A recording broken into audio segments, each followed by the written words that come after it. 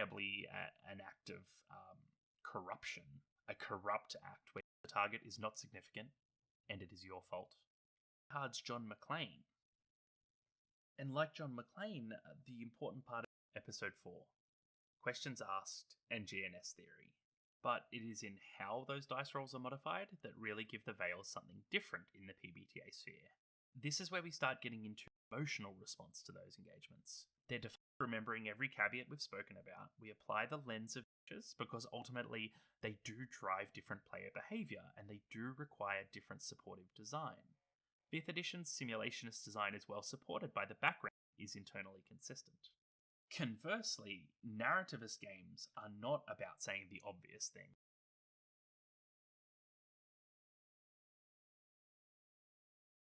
To demand a consequence on a full success. Especially as we've discussed.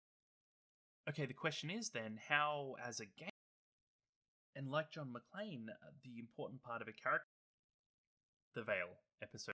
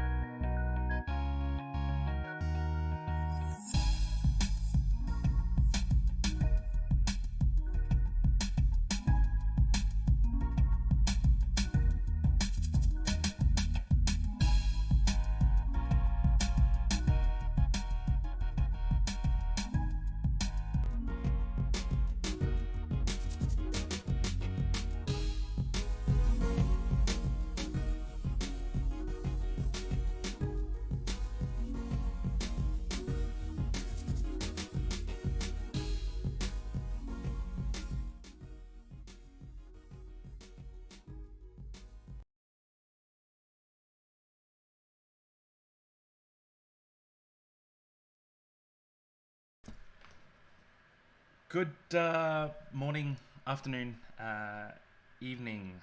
My name is Sydney Chris. Welcome to whatever this is. This is a Untitled Non-Binary Day project, and the reason you're with me today is because I am a non-binary person. My pronouns are they, them, and it is a joy to be spending this time in front of you. I am in my new place with a slightly new streaming setup. I have no idea if any of this is working. That is why I have my chat open, and all of you, like Ray, my very helpful friend, is able to tell me that my audio is very soft, and I have no idea if I fix that, but hey, we're here. That's what matters to me. So, the point of today is that a friend of mine on Twitter put out a comment that, like, you know, this day, January 10th, is IAmNonbinary Day. It's like a hashtaggy thing, put out your content, whatever. And it has been helpful to me because I have been wanting to do some more public design stuff with y'all that we haven't done for a while. Two reasons for that. One is that tumbling is in a very different place now than it was when we worked together on it a while back. And the other is that this one, I think. And the other is that we now have a couple of new projects in the works that aren't ready to be shown yet. Although, if I love you and if you're good and if you help me to make my AI game that I want to make, I may show you. And because I love you, I will now show you a bit of tumbling as well, which looks like this. Does this still work? It does. Okay, this is good. This is tumbling. It's Coin Laundry RPG. This is the old version before V made me change this into proper case. It is super cute, and in it we play games, and I love that. That's fun. And then people smooch, and it's wonderful. And this is, we're getting there. We're getting there. Technical writing is difficult. That's the important thing. So that is my, oh.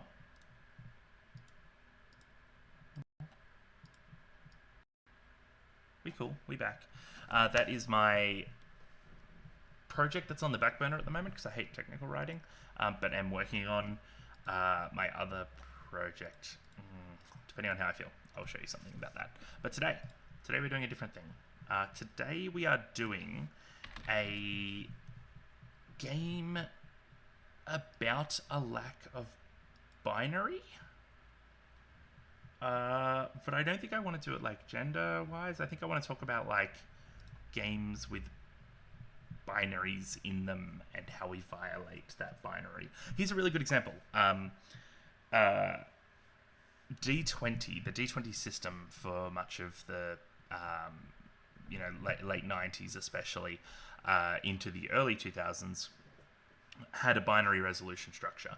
You either succeeded or you failed, and that was an element of design that gave some difficulty. The move in 2010 towards the Apocalypse World School of Design, which has a trinary resolution structure, allows them to have success, failure, and success with cost. And that changes the stories that we can tell. And so that's kind of what I want to talk about here. How do we do something that's not a binary, but make it... I'm not sure. Make it still conceivable, because the problem with like spectrums in games is that games tend to be very discrete. Oh, okay. We should talk about this as we go. So, I put out a tweet about what I wanted that I can now no longer find. So, AI. Let's see if I can find this tweet. Okay.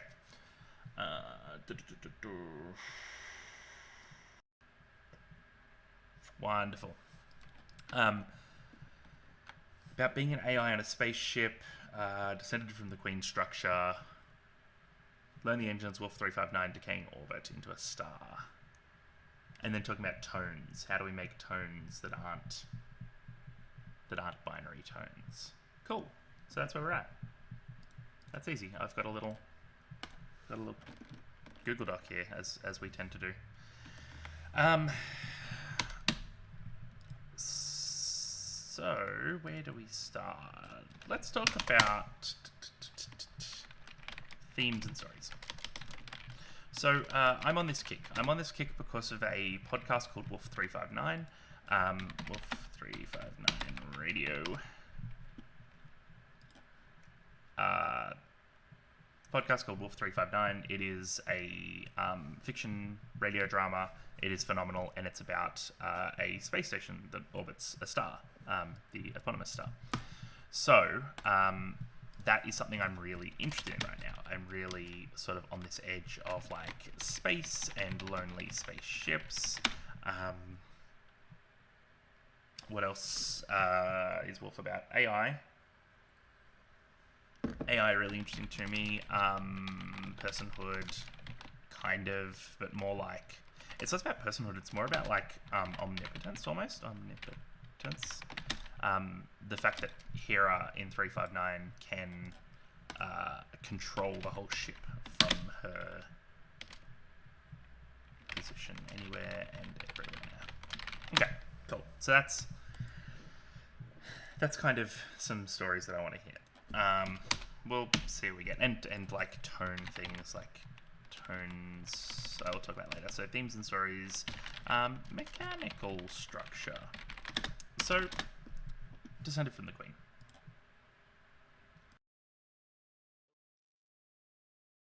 There we go, we're back.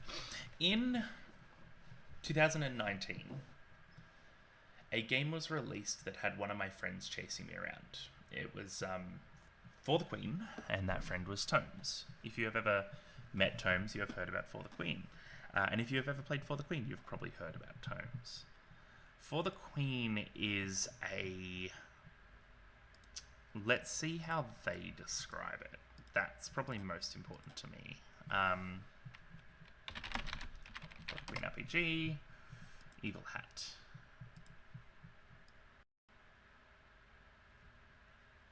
Okay.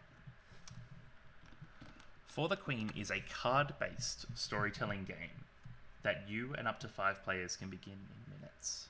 Choose your queen from among 14 gorgeously varied illustrations, or start from scratch and use the prompt cards to collaboratively tell a story of love, betrayal, doubt, devotion. Cool. So, card-based storytelling game, playing in minutes, prompt cards. Right, so... For the Queen analysis. Card-based prompts, playing in minutes. Cool, that's easy. Right, that's doable. So, what is For the Queen? For the Queen's prompts are things like, the Queen is under attack, do you defend her? The Queen trusts you, but no one else in the royal court does. Why? These sorts of things. The Queen has decided to undertake a long and perilous... Oh yeah, cool. That's like good. So the way For the Queen works is it has these cards, which is like the story, and you pass the cards around and read them. The Queen has decided to undertake a long and perilous journey to broker an alliance with a distant power, and you are characters on this journey, etc. And it tells you like how we're gonna play the story at this point. But then when the storytelling part of it kind of starts, we get these ones like this. There is a false rumor about you and the Queen back at the royal court. What is it? How did it start? And these are very open-ended prompts that are designed to generate storytelling. It is kind of a monologue storytelling, and this is something that's worth us writing down, which is like, okay, so like secondary effects, right? So we have these primary effects, and the primary effects of For the Queen as a game is that it is focused on the Queen and like reflexive of her. I'm using her. Yes. Okay. Cool. For the Queen, definitely uses her for the Queen.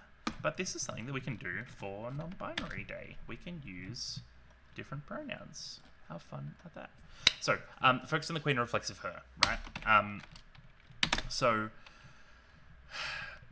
every question that you answer about your character is defined by your relationship with the Queen. There is a false rumor about you. She trusts you, but someone else doesn't. Zooming in on things with y'all is very helpful, but also makes things difficult. Doesn't have a lot of other versions. What is this? Probably shouldn't just be clicking on links with. Oh, cool! The Roll20 Marketplace. This might have some nice pictures. Yes. Okay. Great. That's instructions. That's the one we've seen. Yeah, okay, this is the other thing that's interesting in the rules. The Queen is under attack, do you defend her is a finality, is like the end of the game. So, playing in minutes, always the same prompt ends the game. No character goals suggested. Interestingly, no player goals suggested either. I don't think for the Queen has an agenda. Well, it does, but I don't think it makes it explicitly clear. So primary effects. Focus on the Queen reflexive of her, and also monologue. One of the limitations that I have with for the Queen is that the way that the game is played is that I draw up my card. My card is discover the facts of tissue and organ donation. But I draw up my card, and I say, the Queen trusts you at the royal court, whatever. No one else does. Why? Or, like, why not? Or whatever. Then I get to... then I get to read my... Asha, I think you're right as well. I think there are about a third about world building. I don't have a copy of For the Queen, and it's not available in PDF, which is another secondary effect, but we'll talk about that. And Luke, you are a cutie as well. It is really nice to see a bunch of like non-binary people in this stream too, which is kind of rocking. As well as all your cis peeps. I love you too. Okay, so I have my card. I say, the Queen trusts you, the rest of the court doesn't. Why not? I answer it. I do a little monologue about my character. I do some world building shit, and then my turn's over. And people can ask me questions if they wish, but it's not a scene. It's not scene constructed, which is something that I find really interesting. So like the primary, in fact, this is probably more of a secondary effect, to be honest. Is that it's a monologue, and it's like temporally absent, I guess. And this is true of almost all of For the Queen, is that because the prompts are shuffled, that's something we didn't talk about. The one that ends the game is laid aside. You shuffle the rest, and then you put that one in the deck at like a point at which you think you will be able to. Fucking Luke Crane shade in the chat. You put that one that ends the game, you know, roughly where you want the game length to be, which is a really nice level of control. But what it means is that there's no sense of like one of the secondary effects is that there's no sense of flow. There's no chronological flow. I want to compare this to another game, and that game is oh god damn it, it's gonna keep going black on me. I want to compare that to another game, which is called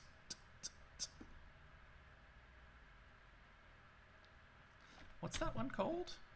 That does a Fall of Magic. Thank you. Fall of Magic is definitely one we'll talk about, and we'll also talk about another one I don't have a PDF of, which is Avery Alder Winter. The frost giants are coming.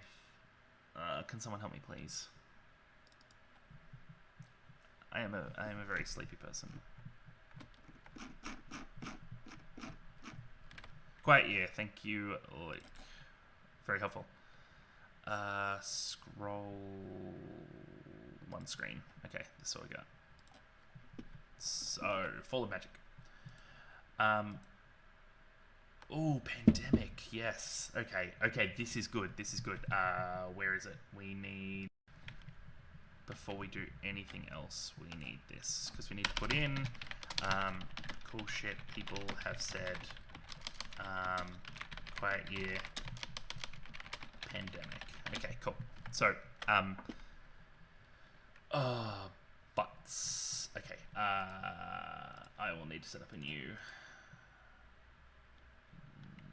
Window capture 3. God, doing this on the fly is not going to be a bad idea at all.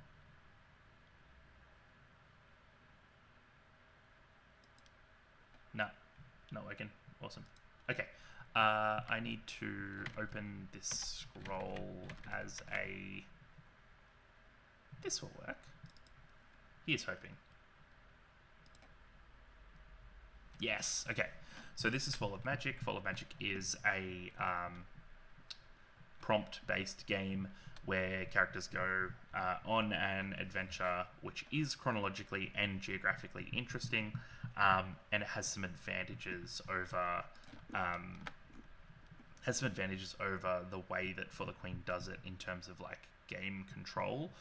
So, for example, Ravenhall is where we start, and you can see that your motivations are really early. What you look like is really early. The last time you saw real magic is really early, and then as you go further through the game, we have like less focused prompts. Unheard desire, delicious smell, who needs your help, that sort of stuff. It's very it's very in the middle. We have like what you inherit and who these trees remind you of. We have like these character building things, which is a really nice way of approaching the whole like exploring a location thing. So that's what Fall of Magic does. That gives it a bit more. What would you call it? Gives it a bit more control, I guess. And that's kind of something that is about this, is that it's like it's uncontrolled, and this is not a bad thing. It's just a thing. Ray, we will talk about that at a later point. We will talk about making Fall of Magic hacks at a later point. I have some thoughts. Cool. So that's for the Queen. The Quiet Year, which I don't have. I don't know if that exists in a PDF either. Okay. The Quiet Year separates while the prompts are randomized. They're randomized into groups of 4, which means that different prompts will come up at different times. I'm trying to like problem solve on the fly as we go here too, because I have my headphones being problematic. So this is what we need to talk about. We need to talk about how much control do we want? How important is it for us? Quiet Year does have PDFs and I don't have it. That's a crime. So how important is it for us to how important is it to generate control? To generate flow is what we'll call it. Pandemic, the way Pandemic does it is Pandemic is a game about. I have Pandemic just over there. Pandemic is a game about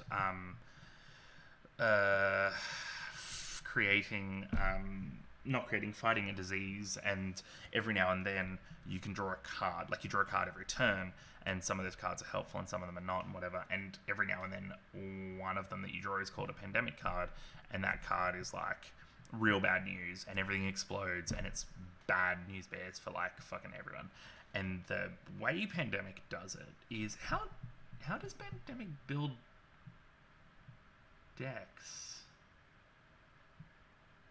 Pandemic decks, I think, are like you do the thing. You shuffle them, and then you like just slot them in randomly. No, you build. I think you build 3 or 4 piles, and then you shuffle them into those piles. And so it might be the first card, or it might be the 5th card, but you know that, say, there will only be one in the first 12 cards. Now that might mean that card 12 and card 13 are both Pandemic cards. I'm pretty sure that's the way it works. Anyway, that's important enough. So temporal absence, non-chronological flow, uncontrolled, monologue, and often the characters geographically displaced, and often characters exist parallel to each other rather than in scenes. And this is something that Fall of Magic can do as well, in that each character, each player, each player picks a prompt and speaks their piece on it. So on the C-Wing, a character will pick what lies on the horizon, someone else might pick what we've been eating, someone else might pick what lies on the horizon again, and then someone might pick how we find our way. And these are scenes that they do, but it can be incredibly,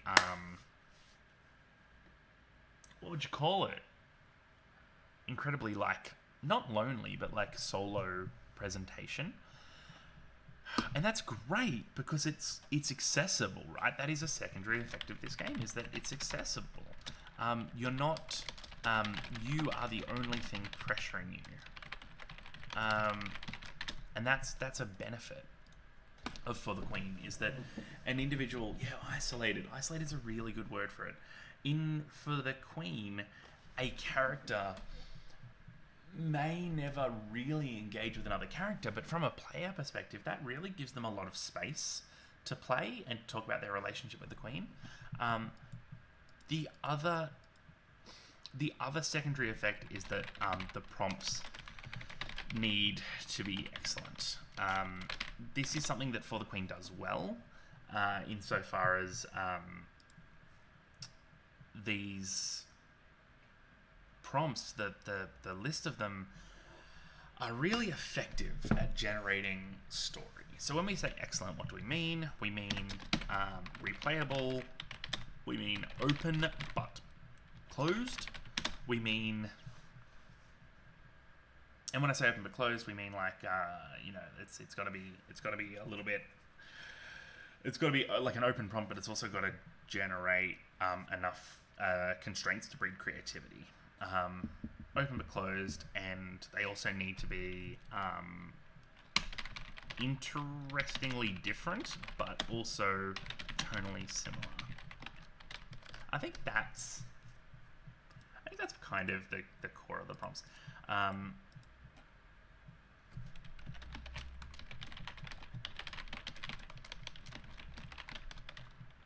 Okay, so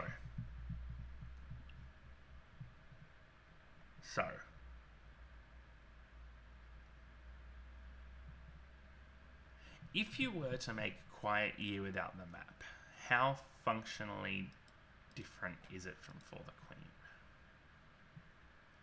Because Quiet Year also isolates you by not allowing other players to talk during your time, and then you kind of go around and like have a say, but you don't get to converse. And that's an inherently isolating tool as well.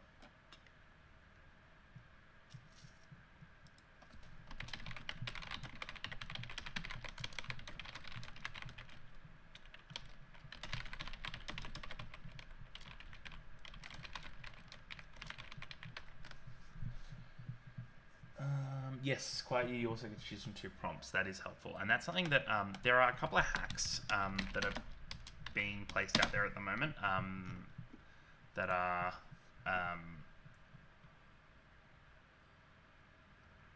interesting in that there is the hack that Tome showed me called The Outsiders, and it is more about like choose 3 prompts. No, choose from 3 prompts rather than drawing 1. And it also has a resolution structure at the end, which gives it some nice feeling as well.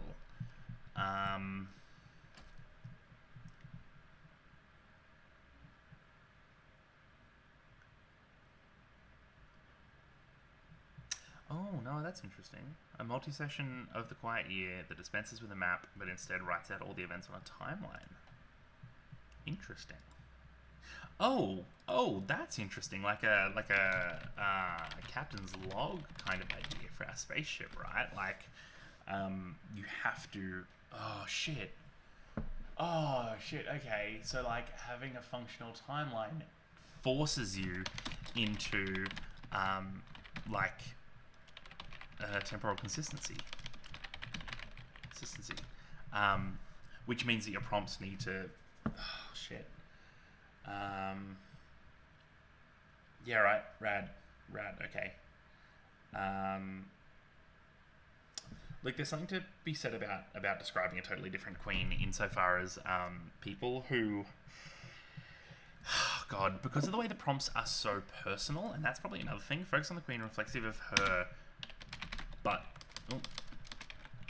spoken from character, which means that you can have a very different relationship with the queen than someone else does.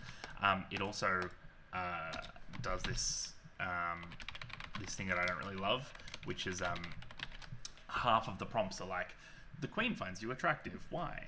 And then the other half of the prompts are like, the queen does not find you attractive, why? And that sort of inversion is problematic. I don't love what it does at the table. It doesn't feel particularly interesting to me, but event log's really interesting. Cool.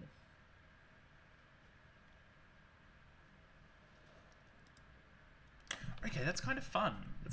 Okay, so I think we kind of understand the primary and secondary effects for the queen.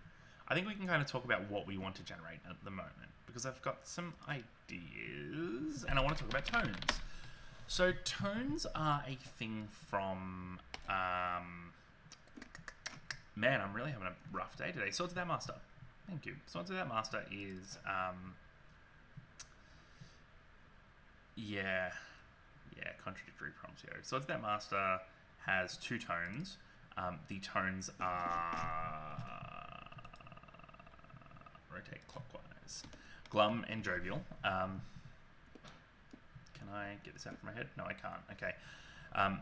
Glum is these are very broad tones, but glum is calculating, weighty, cold, exact, melancholic, dark. Jovial is boisterous, passive, frivolous. Behind my head there is loud, mocking, mirthful, that sort of stuff. So basically loud and quiet, happy and sad, bright and dark, that sort of stuff. So these tones are really great, and I love these tones, and I want to include these tones in almost every game I make, but they are binary. So what do non-binary tones look like? There is a version of Swords of the Master that has non-binary tones, and that is if you pick a certain trick, the trick does a thing. Oh, I can't remember what it's called, but you can pick a third tone, and then you get that tone alone, but you can like share it with the rest of the group as a through play. And that tone can be like brutal, right? And so you can have jovial and glum and brutal. But that's not what I'm looking at. What I'm looking at is like spectrums of tone. And that's what I kind of want. Is that I want this game to be. So what are we making? We need a. What are we making? What are we making? Heading 1. What are we making? Fluid tones is interesting as well. Yeah, so the idea behind tones is not that they constrain players, it's that they act as prompts. So I've played games with people where it's like, okay, I rolled glum. Okay, so I backflip off the top of the castle and I slide down the stairs on a shield and I then like forward roll into the hay and it goes everywhere and the light catches on the gold as it as we travel through, and then it'll be like, oh wait, I'm glum. Yeah, and it was raining. It was raining the whole time. Those things were all in the rain, and that is a very interesting way of doing it. So what are we making? We're making a prompt-driven game about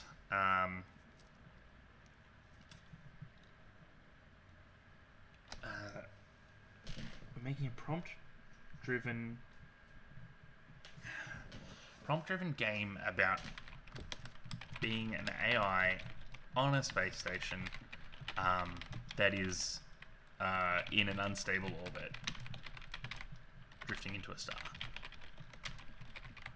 And so I think that's it, right? Like we get a lot of the things that we get from For the Queen. We have a prompt-driven game with a clear central character that has a defined endpoint, right? So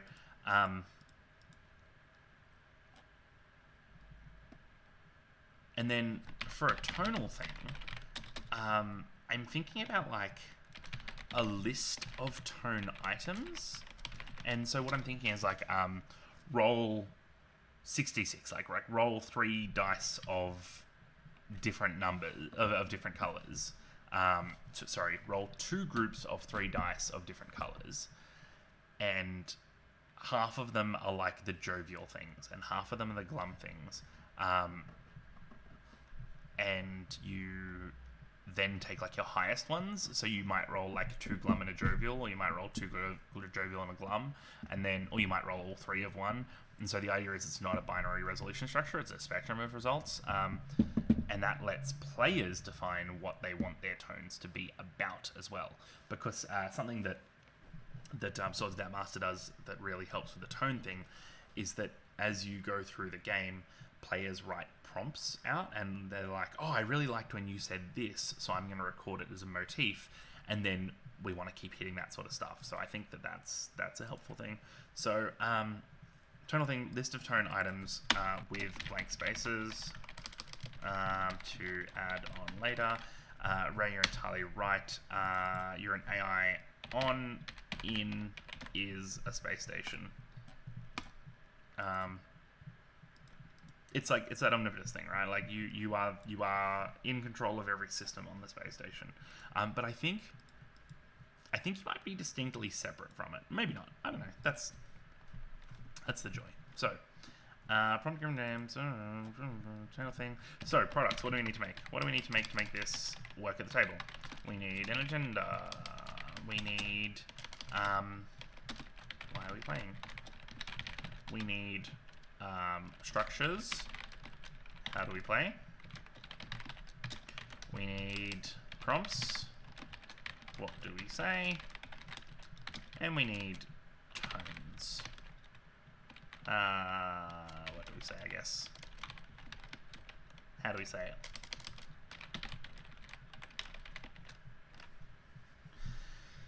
Agenda, structures, prompts, and tones. I think that is probably enough. We need to break this down a bit more into, we need a start. We need a beginning, a middle, and end, right? Beginning, middle, and actually, so this is interesting because For the Queen does not have a Lighthouse Keeper. That's interesting. Where's my cool shit people have said thing? Lighthouse Keeper. Okay, For the Queen does not have a middle. Quiet Year does. Quiet Year has several middles. So, do I want to Quiet Year / Pandemic this and be like the end of an act? And then what does the end of an act look like? So that's a good question.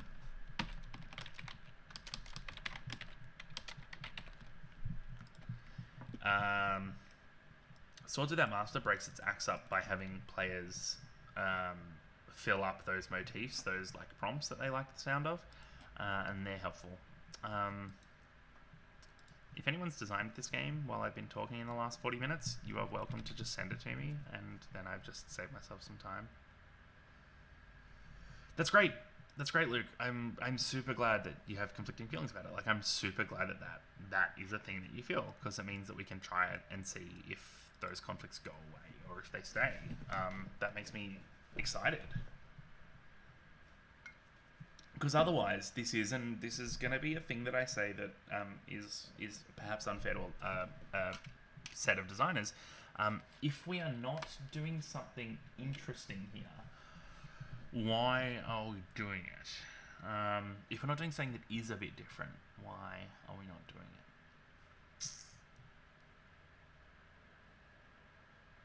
I'm going to take a second here.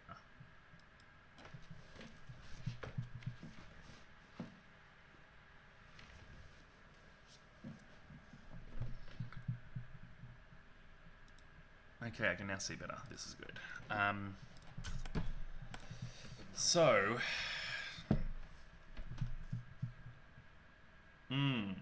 Okay, let's talk about tone and spectrum. Let's talk about what I've been... Because this is probably the thing I've been thinking about the most, is tone and spectrum and what that looks like. So what I'm thinking is like... we're talking about suns, right? Suns and stars and space, all that sort of stuff, right? So we have like bright and dim as our tones, or maybe like sun and space or something like that, right? Like that's kind of where we're thinking, maybe like a flare and empty or something like that. I don't know, right?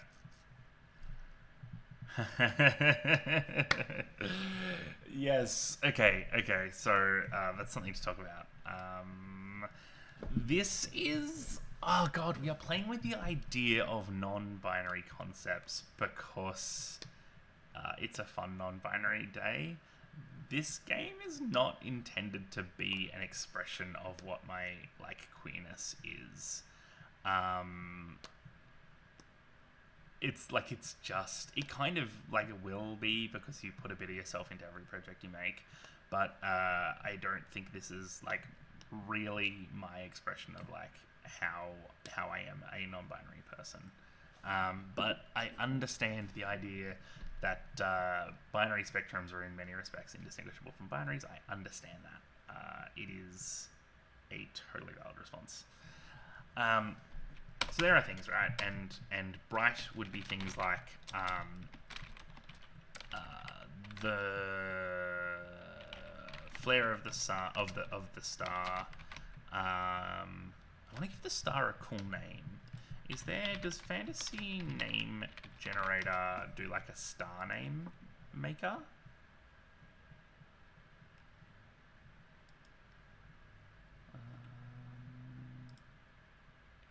Star. I want Star Wars. Star names. Fuck yeah. Fantasy Name Generator knows what's good.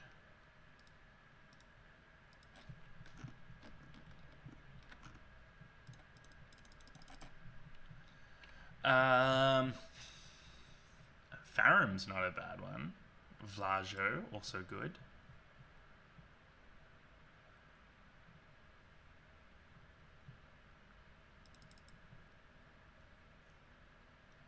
Fleef. I think I like Vlajo at the moment. Or Wolf 359 Wiki Psywave stars. There are other stars that I mentioned in Wolf 359. Oh, it's a real star. Okay, this is good, because that means I just get to like steal a bunch of other stars. Oh, this is great. This is great. Let's look at like cool star names.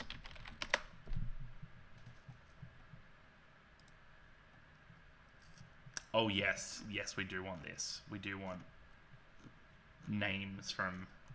No, we don't want baby names for boys and girls.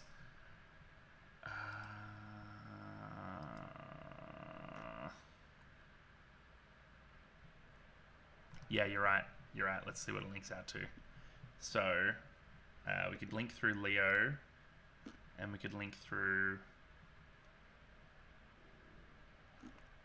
planetary system.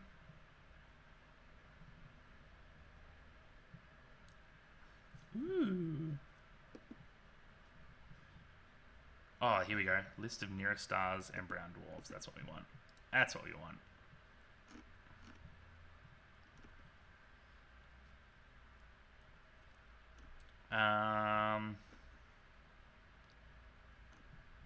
Kruger 60 sounds awesome. Kruger 60, Ross 614. We want to stay away from Wolf if we can. Gliss. Groombridge. Ooh, 1618. That's fun. Groombridge 1618. Yeah, this is a great idea. 81 Canceri.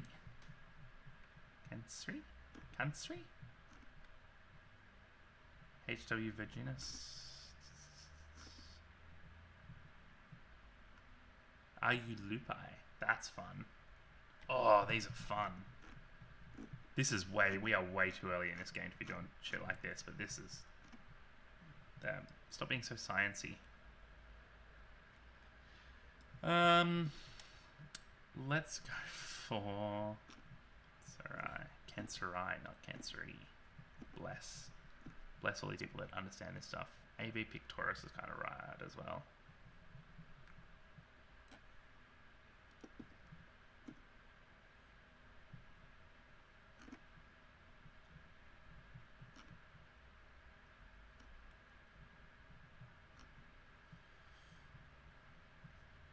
Sagittae. That's also good.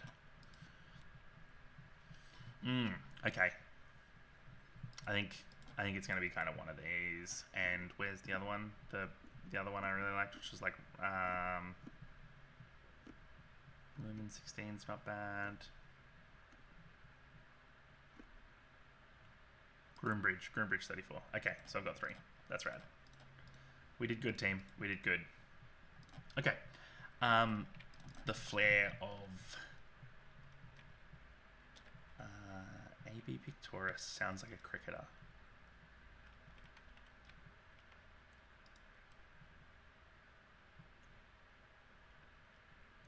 I like this one. 15 Sagittae. 15 Sagittae. AB Pictoris.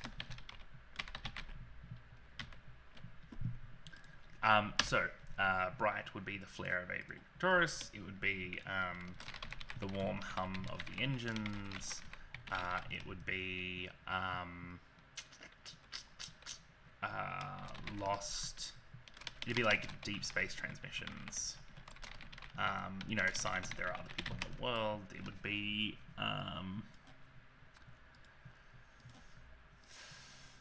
that kind of thing.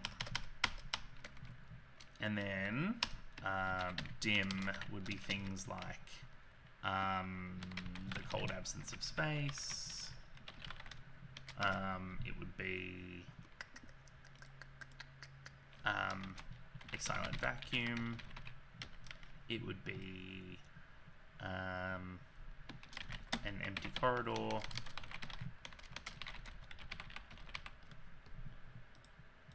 Don't tell me how to spell vacuum. I got you. Alright, columns. Thus. There we go. Cool. So, this is the kind of thing that we want, and then we want like a lot of yes. So this is like movement, life, and this is like stillness. Let's steal from these ones. Calculating. Oh, calculating is a good one for dim. Calculating. We will talk to Effie about this later. Weighty. Weighty's good. Melancholic. Melancholic. And this is like loud.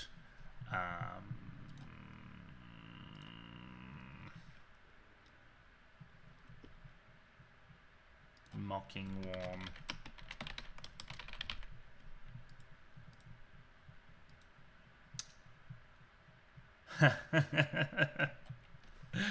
Yes, dim is definitely the world is dark, and bright is and we are alive. It's really interesting actually, because like I think I want like being alone to fit into both of these for the AI. Anyway, so this is an empty sunset. So that's, but also like bright is also like a blurring alarm. Blurring is not a word I want. Like an alarm, whatever. It's like an alarm. Something's gone wrong with the ship. Whereas dim is like business as usual, right? The silence of like the ship just occurring. Blaring, thank you. Blaring. Thank you. I am having a day. That's why we're a team. Yeah, so that's I think where we want to go with this is like we've got pleasant loneliness versus depressing loneliness, which I think are both super valid. So bright and dim's kind of nice and what I want it to be. I might change that to flare and that to something like flare and vacuum or something, but I will think about it. So that's tones. How do we say it? And then I think the way of doing tones is, so there's several ways of picking tone. Spindle wheel. Have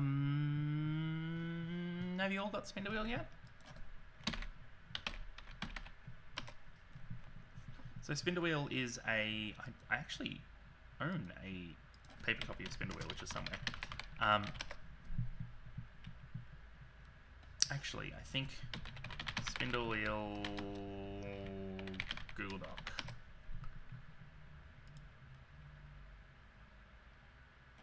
Yes. This one. Sasha.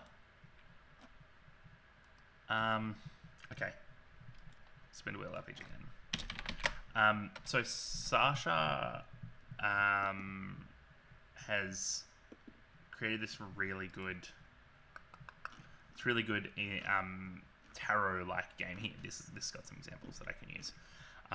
Sasha is awesome, and they have a wonderful game where you play tarot cards into a tarot framework, and this is kind of you can kind of just see it on this picture, not that picture, on this picture here. The sea, there's the cards are split down the center, and they are vertically symmetrical-ish, and the prompts on one side hit one tone, and the prompts on the other side hit the other tone. So this one, the sea, the kiss of the surf against the shore, sunken treasures, nets full of fish. So it's about abundance. It's about the life of the sea. Whereas this one is the sea, not a drop to drink, an unfathomable distance, an abyss that light has never touched. And that is very much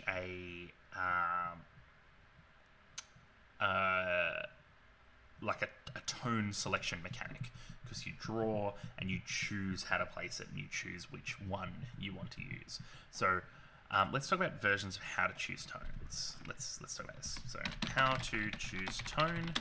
There is player selection, which is spindle wheel.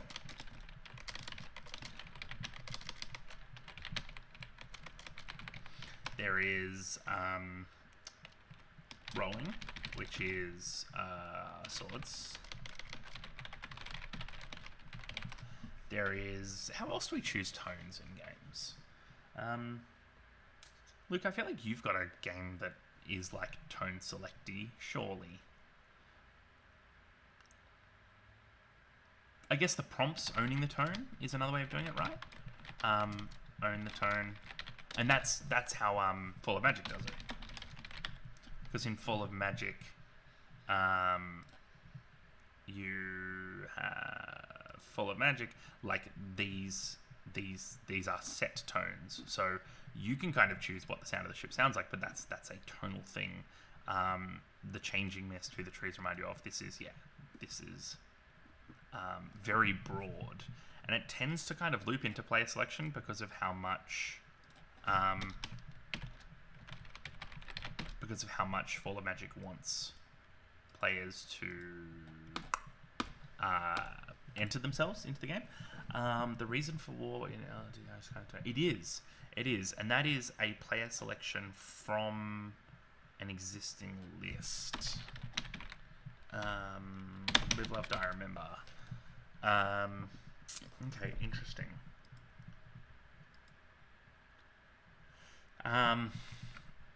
Now the issue with almost all of these is that they're binary. Fall of Magic's is not a binary tone selection, but it's also not a dictated tone selection. So we've got so I kind of like this idea of like roll 66, highest 3 become your tone choices. And so you kind of, you might get 2 of these, you might get 1 of these, you might, I don't know how I feel about it with 66 being like a large number of dice to roll, whether it's enough dice to roll or not enough or what, but like rolling a lot of dice does a thing. Wayfaring Strangers I haven't played yet, but is in...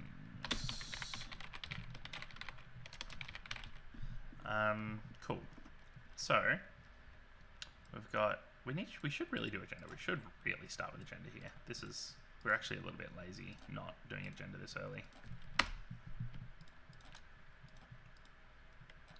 So let's do that. Agenda. Why are we playing? So this is an interesting thing, because in For the Queen, the game ends upon finding this final card. The Queen is under attack, do you defend her? The problem with that as an idea is that it creates... It really only focuses on a singular relationship with the Queen. Do you, in the end, put yourself in danger to support the Queen? Which is fine.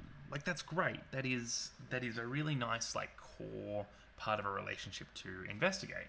But what it doesn't do is, it doesn't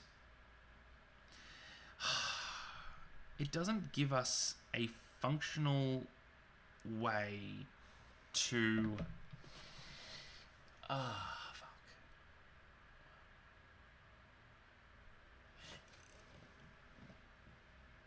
It's kind of like The Quiet Year.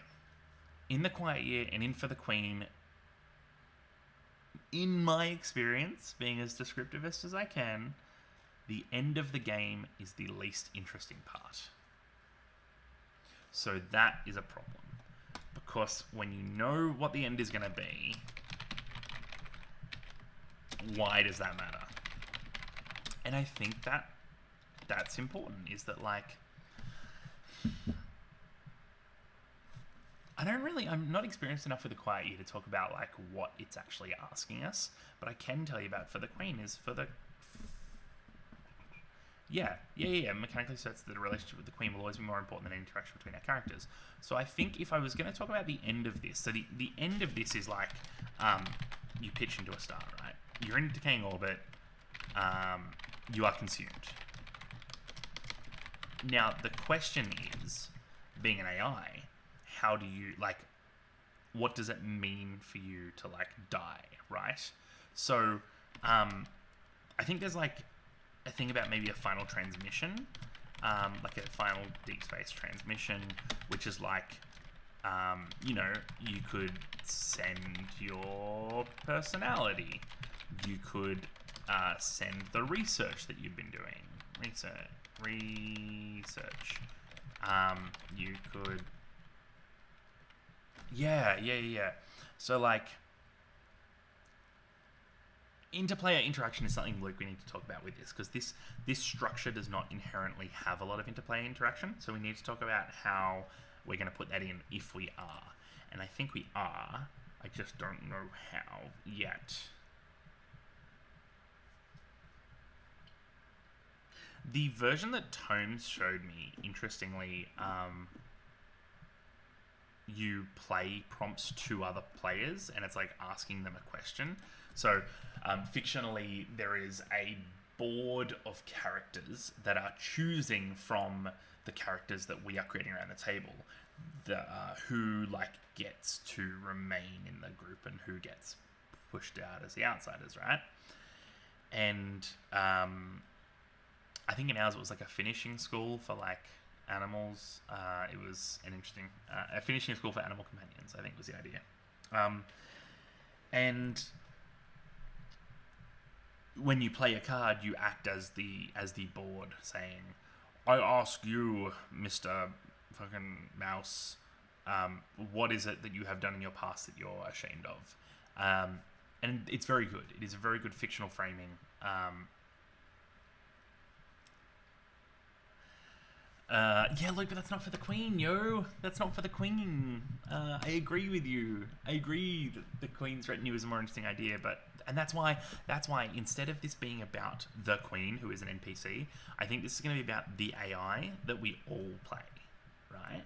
So it could be a single-player game, or it could be a 7-player game where we play like the multitudes of the personality of this AI. Yeah. So. That's where. So knowing the end, why does that matter? So that's a big question. So actually, let's leave that. I get really bad at doing that.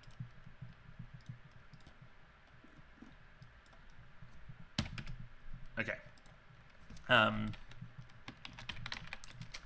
Agenda is it to play to find out what happens?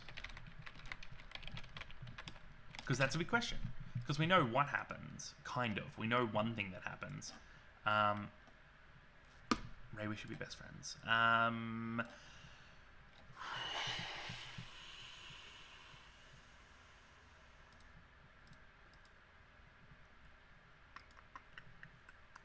I think like play to find out is the more important thing, because we're always playing to find out, and so it's play to find out, and then therefore there are questions, right? So why are we on this space station?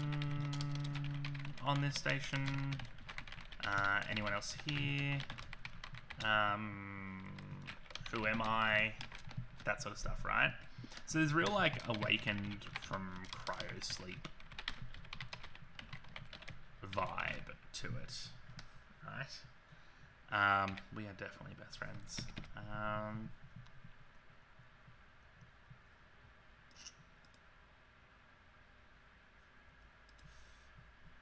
Look, I have a lot of problems about. I have a lot of thoughts about for the Queen and how it does the decisions that it does, but it's gonna make this blow out into something even more than it kind of is. So that's our agenda. I think our agenda is playing to find out, and it's about like this awakened from cryo sleep vibe, right? Like it's about like not knowing who you are, why you're here, what's happening. So I think it has a starting prompt, right? And the starting prompt is like, wait, we need to make this a new thing. Structure. So it has a starting prompt, and the starting prompt is like, you awaken, alarms are going off, engines have failed, a singular message says like reboot successful, time to what's the to like redline, I think is what they call it in Wolf 359. Time to redline. See, we as humans would say like 3 days, right? But I think that AI's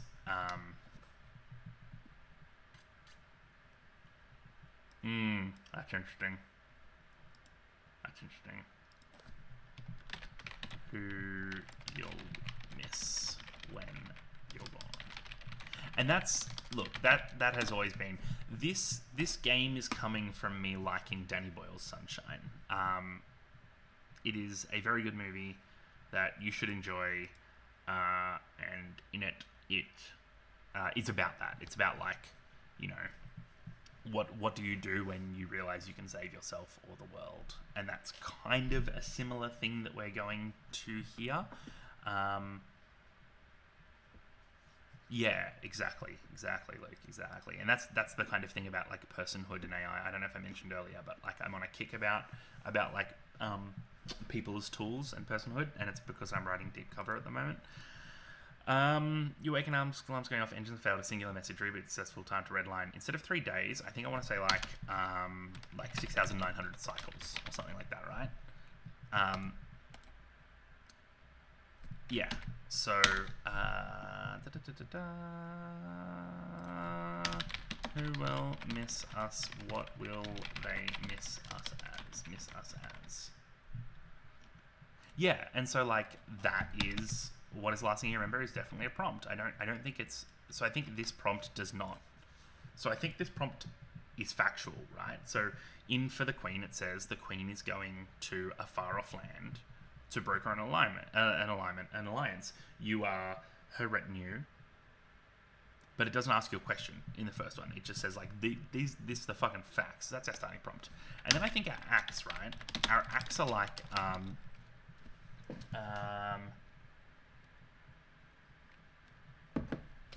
maybe it's like engines failing, right? So it's like the first engine fails. Who caused this, maybe? What caused this? This is the really hard part of streams, is that, like, I'm now writing stuff that I actually care about in public, and it's very difficult, and I hate it. So, like, maybe the acts of the engines failing, and it's like, you know, the 3 engines fail. Yeah, and this is like these things are true, right? Like, this is a very 10 Candles kind of thing, right? Like, these things are true. You're an AI. The alarm's going off, so the engines haven't failed. A singular message. AI reboot successful. Time to redline 6,900 cycles, and then it's like,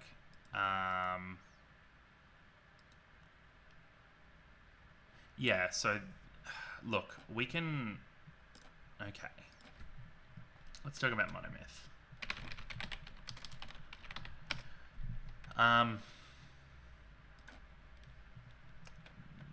The idea of the Monomyth is that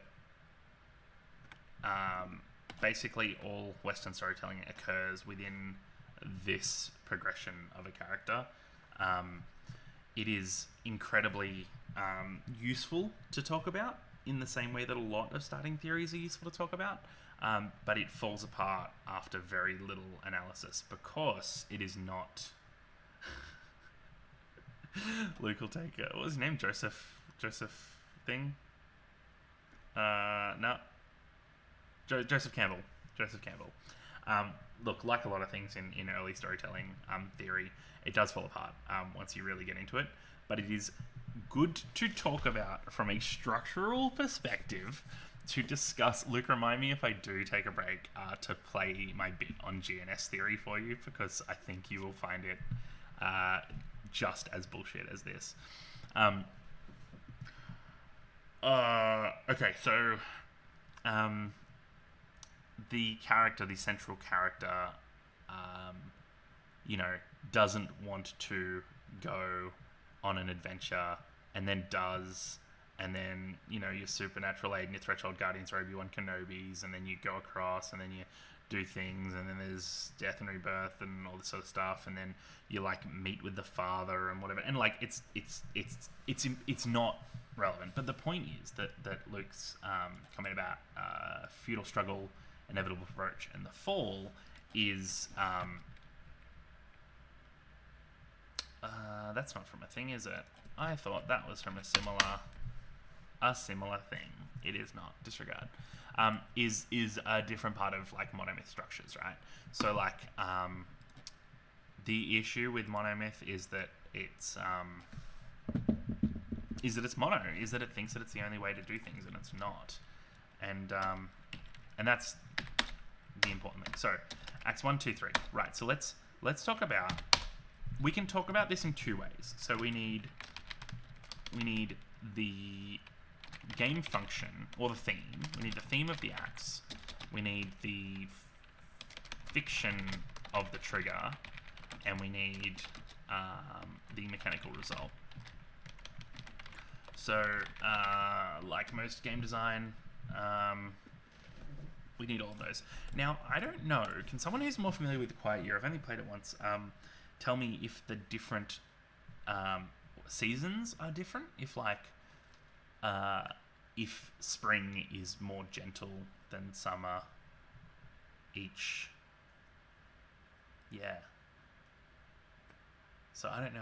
I think that winter is like particularly harsh, right? Yeah. Okay. Luke's telling me I'm right here. So we can escalate, which is great. So we have Act 1 is like, I think Act 1 is like figuring it out, right? Rebuilding the memory. What happened? What's going on? Act 2 is something goes wrong. And then Act 3 is acceptance. If something goes wrong, and this is the futile struggle. So what I've kind of done there with yours, Luke, which I should include on this text because it's good, is so that was Luke's. So where they've said futile struggle, inevitable approach, the fall, I actually kind of want the fall to be like our final card, right? Final card is the fall, which is not Act 3. Act 3 is like acceptance and like that it is inevitable. Inevitability. Something goes wrong. Futile is the futile struggle, which is like this is where the engine fails, right? Or like, so the engines fail, hit by asteroids, whatever, and we start spinning towards the star, toward AB Pictorus. That's a really fun star name.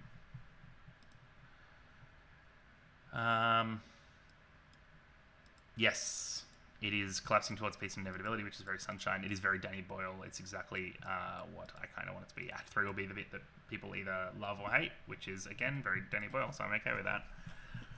Figuring out, rebuilding the memory, what happened, what's going on. So maybe these can be separated into acts as well, where like as the acts go down, what is bright and what is dim become different.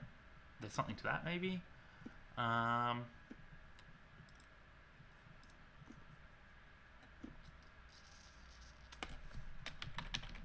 Collapsing toward inevitability.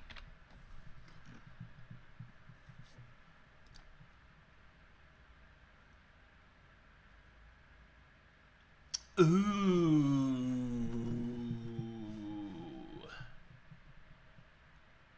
Act 3, no tones. Yeah, because tones are a tool to help players when they don't know what to say. By Act 3, you probably know what to say. Yes. Okay. This is it. This is the thing. More tones down to less. So, this is the thing. So, figuring it out, rebuilding the memory, what happened, what's going on, 3 tones. Falling into AB Pictorus, 2 tones.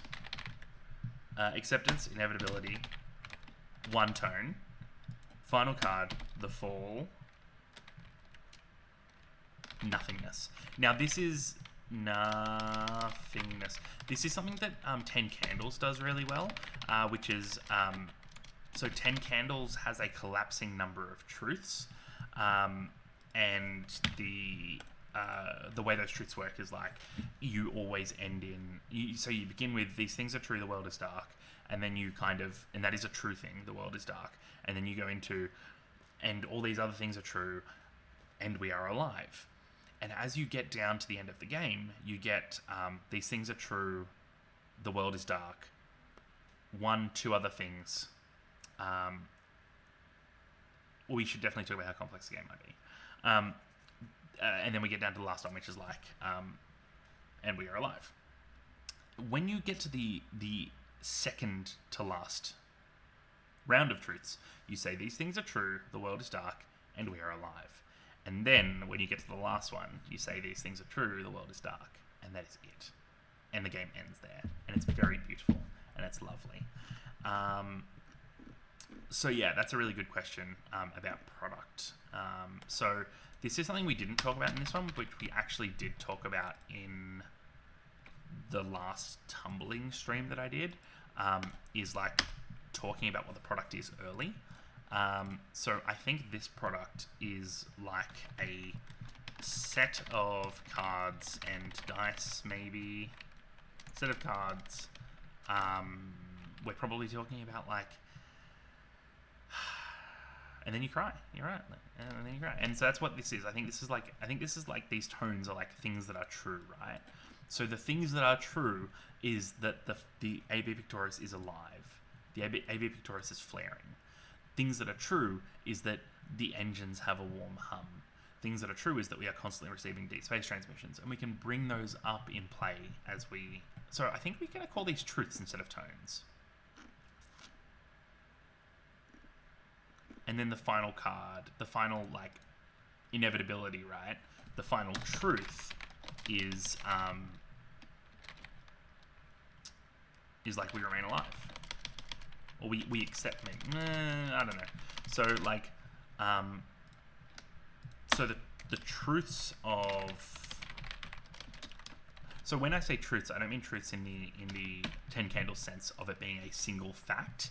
I mean it being like three truths. So space is chaotic. Space is still. Space is alive.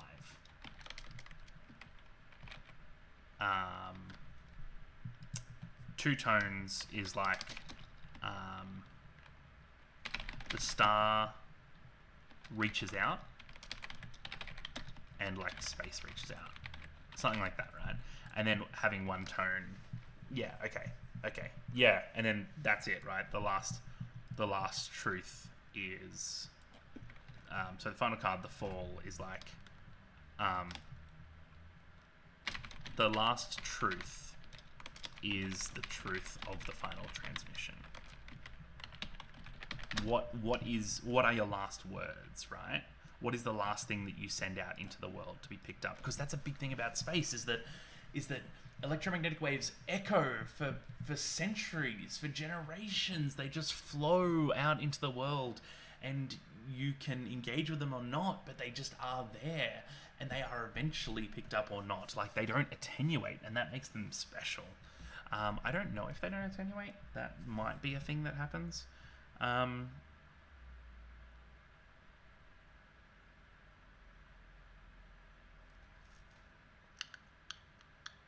Anyway, so I'm getting close to needing a quick break after an hour, just to get my head in the game here. So let's talk about where we're up to. Yeah, that's true, right? Like the last truth is the final transmission, and then yeah. So it's so there is a space for transmission. The last truth is that you are transmission. The last truth is that you are silent. I'm sure they decay, but like it's not important, right? Like we're talking about space here. We're talking about AI. Okay, cool. So this is where we're at. This is a really good space. So when we come back, wait, where's the list of things that I need? Oh, product. We didn't talk about product. Set of cards. So if we have 3 acts and a final, we need maybe 4 introductory cards. We need 3 act cards. Well, really 4 act cards, because we'll include the final one in that. 4 act cards. Let's say 5 act cards, because then we've got the first, the final, and the 3 acts in the middle. And we need... Yeah, so the final transmission is the Act 3 question, but it's the end of Act 3, right? Yeah, so the final transmission is an Act 3 question, but it's the end of Act 3. In the same way that rebuilding the memory of what happened will, when we get to the end of that, show us that something has gone wrong. That is like something has gone wrong, and we're figuring it out. We know what's gone wrong.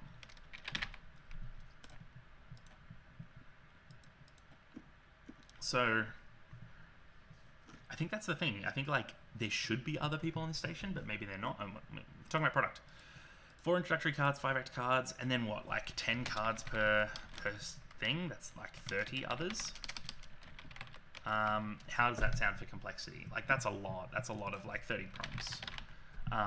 10 per act is a lot. Does anyone know how many are in for the Queen? 46 prompt cards. Fuck. Let's go for... That is the end game today. Today's goal is 4 introductories, 5 acts, and like 6 prompts, right? That's a light that fell because I hit enter too hard. Okay. And 6 prompts. So if we can get that today, if we can get 2 prompts per act, we can have a good start on this, and I can get the rest done in my own time and playtest and stuff, right? Oh, so we need the truths. That's the big thing. So how do we display truths? So one of the problems with tones is that you need a way to display them, especially if they're going to be a list like this. You need a way to display them to characters, and one way of doing that. So how to display truths. How to display them. So one way of doing that is these cards that exist for Swords in That Master, where you turn them over, and they're useful. The other thing is to just make them conceptual, like so they aren't a list. The truths are just, and like you can print them on the bottom of the card, right? So the card can look like a For the Queen card, and it can say underneath it, it can be like chaotic, still, alive, or something like that. Or like several prompts, several truth prompts. But that takes up more space, especially calling them truths takes up more space, because chaotic is not a truth. Chaotic is an adjective. Chaotic is tone. Okay, cool. But we're here. I think we've got a really good idea. We've got really good goals, structure.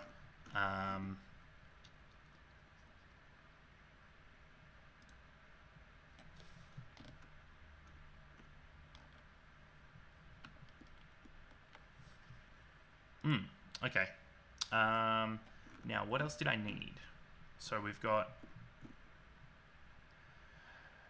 prompts, what to say, tones. So prompts are just the next thing, right? So let's take today's goal and turn it into headings, and then we can go from there. Rad. Okay, I think we have I think we have a really good place to be. I think we've got really good goals. I think we've got a really good start for today. I might take a couple of minutes to go and refill my water. And when I do, as I do, I'm going to regret this. I know I am.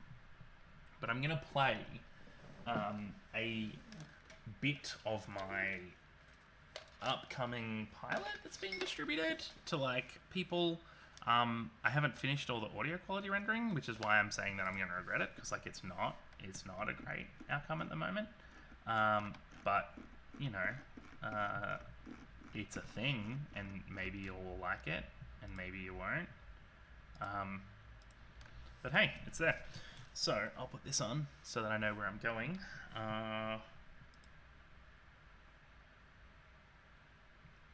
Let's say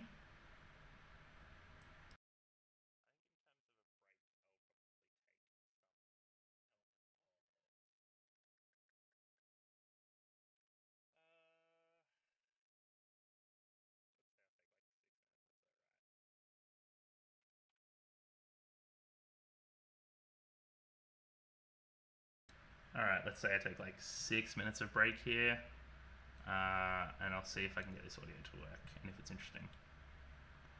I don't know if the output will be loud enough. The Veil, episode 4. No, it is not. Questions asked and GNS theory.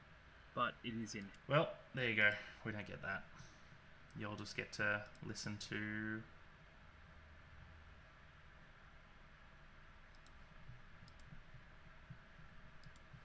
something else instead. I'll find some music for us.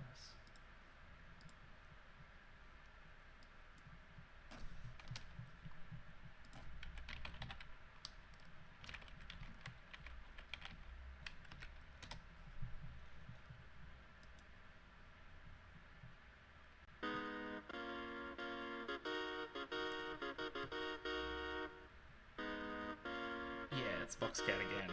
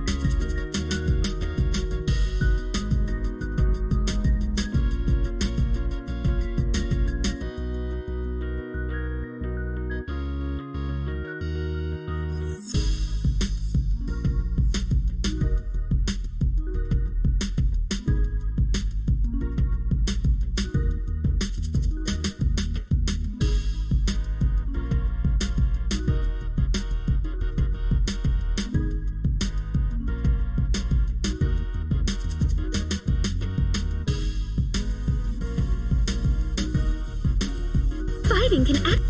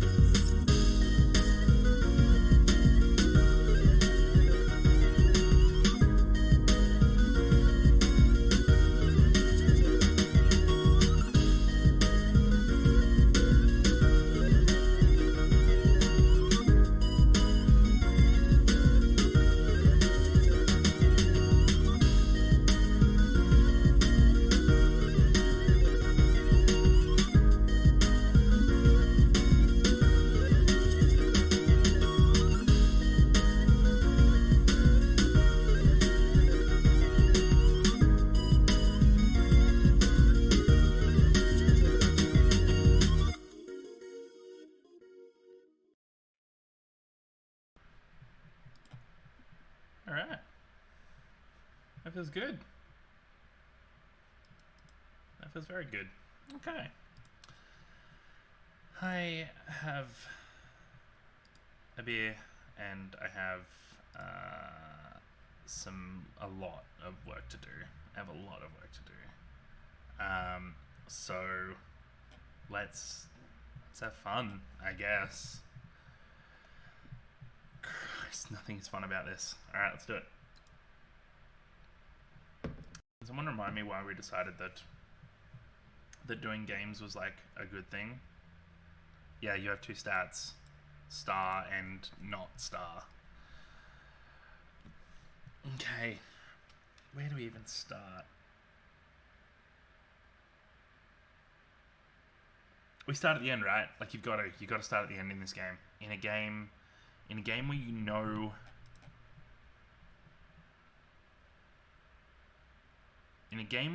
how it ends, you have to start at the end. Are you still eating that pumpkin pie? Okay, we need to know where we start and where we end. So let's sandwich. Let's do some sandwich design. Sandwich design. No, I like that a lot. Let's put that back. So, we need to know where we start and where we end. Oh, cool.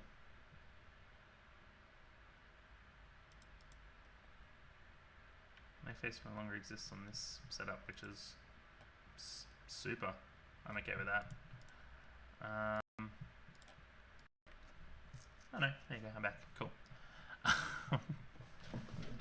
So, where we start and where we end. Where we start. So where we end, the prompt is, now, let's talk about, for the Queen's prompt. So for the Queen's prompt is, the Queen is under attack. Do you defend her? And this, the Queen is under attack. Do you defend her? Yes. Cool. So this is a bit different for me because I don't want my card to have this layout. This question can often be answered well before you get to it, and it's no fun. So I think we want like the fall. You've reached the red line. Actually, no, the red line happens earlier, I think. Red line is definitely a prompt. Red line. I just need a whole thing that just says prompt ideas. This is actually how I design games, and it is the least efficient way of doing it. But hey, I hope someone else has a better version that they can show people one day. The fall.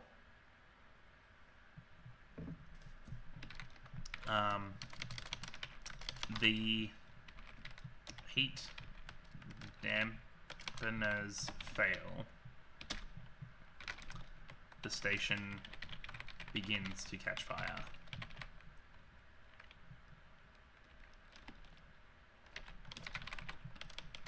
There is time for one last transmission.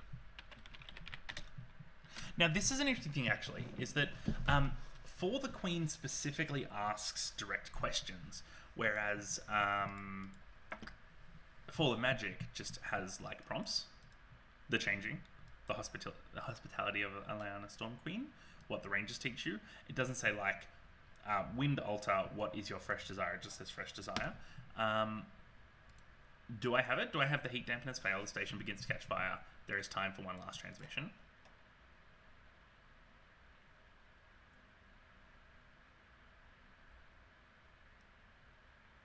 I don't know. We'll talk about that. Question. Maybe our prompts are just prompts. They're not questions to be put to the players, and that allows them to like frame scenes if they want to.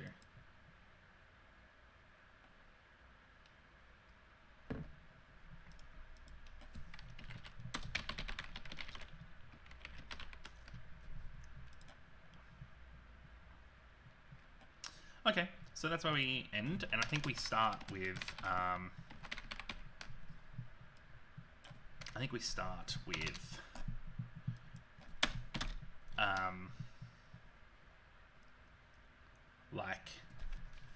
yeah, what did I say earlier? I said something about like you awaken. Yeah, what happened? What's going on? 3 3. Okay, here it is. Yeah.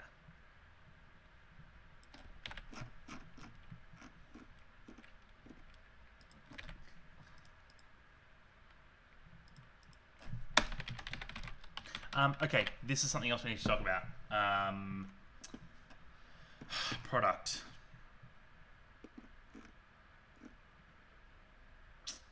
How many words per card? As someone who said I would do 2 tweets and has been doing 30, I'm not exactly the best person for limited writing. So, words per card. How many words? How many words? For the Queen has what? 1, 2, 3, 4, 5, 6, 7, 8, 9, 10, 11, 12, 13, 14, 15, 16, 17? Like 20 words max, maybe?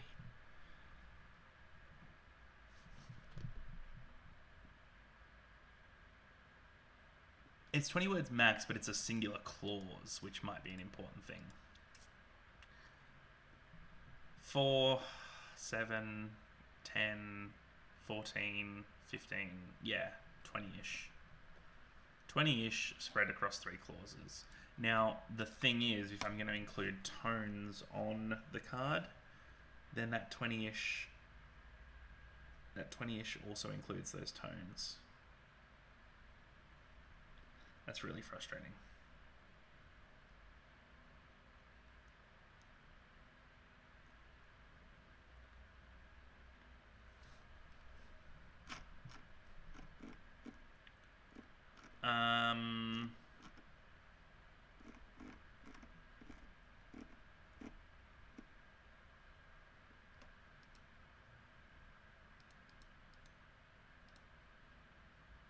So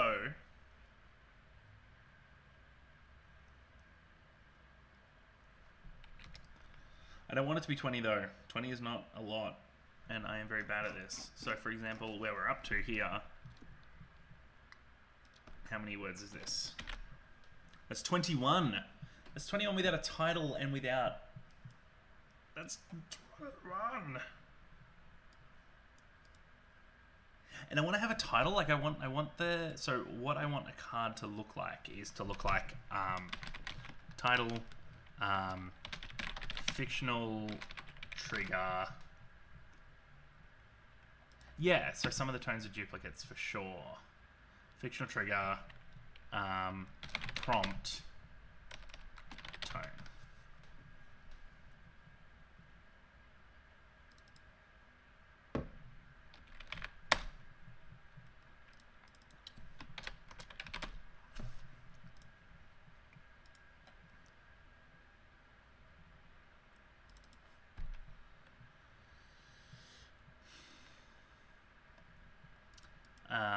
Tones.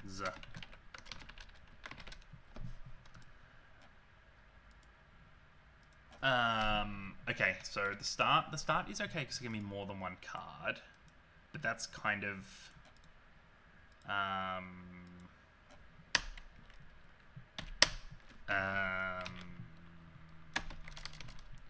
So the start, we kind of have like 3 to 4 cards to set the tone. That's something that, to set the scene, sorry. That's something that for the Queen does. Where it like has, like card 7 says, you know, does card, I think like card 1 and 2 are like put the X card down, do this, do that. And then cards like 3 to 7 are about the world.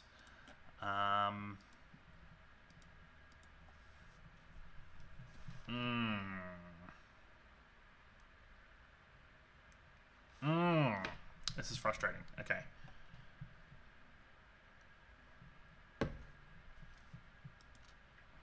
I think we just need to start writing stuff. I think we just need to start getting stuff down on paper. This is really, and then just deal with the fact that it's too long later, right? So, the start.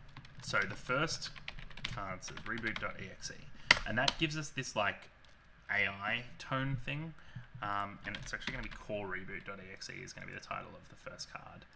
A single message on our screen. AI reboot successful. Reboot successful. Data stream .txt.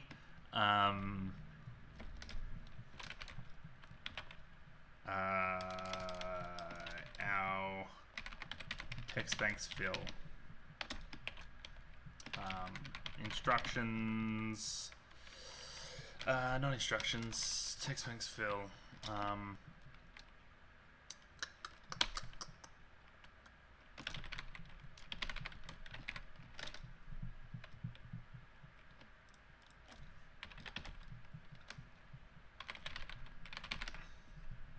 Text banks fill. A space station. Orbiting a star. Space station orbiting a star. We are its heart and its brain.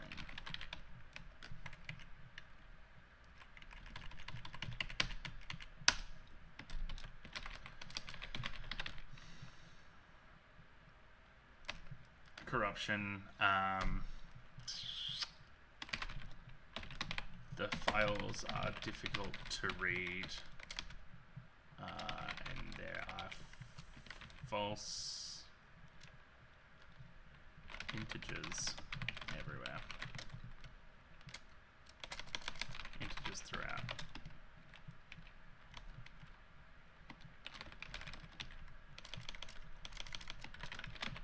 Much of our memory, history has been wiped clean.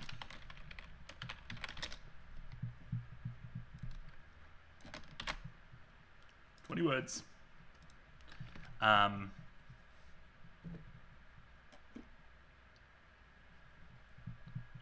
this is the fourth one, right? This is the fourth one, is like trying to figure out what's going wrong. So the fourth one is like, we open our visual and our visual sensor. We open our sensors throughout the station,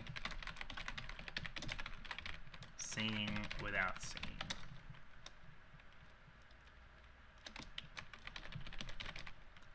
We look for anyone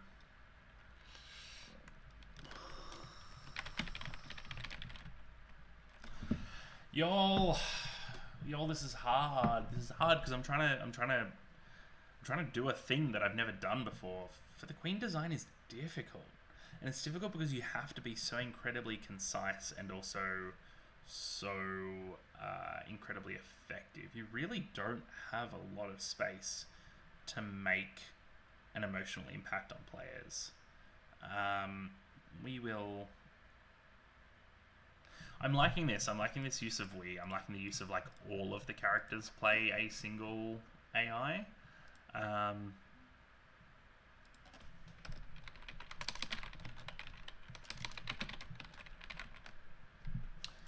We open our senses throughout the station, seeing without seeing. We look for anyone alive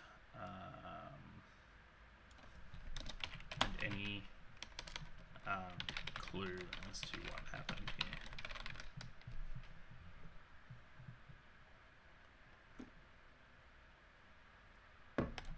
So I think like for the queen, right, we need pick an AI prompt thing, and so I need to oh, this is actually kind of cool. AI pictures. So there is a game called Netrunner, which is a card game which is supported by FFG, and as you would know from the most recent stuff about FFG, they have dropped a lot of games over the past however long, and one of the things that they've done, and I don't know any cards that do it, but instead of doing traditional art, they've been doing like deep dream stuff, using existing artwork, and that's definitely an illustration. That's definitely an illustration.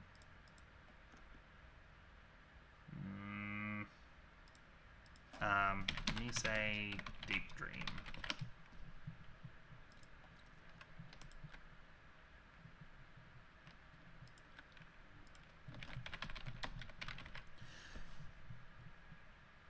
Yeah, so yeah, these ones.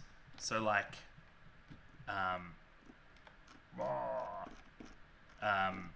they've been using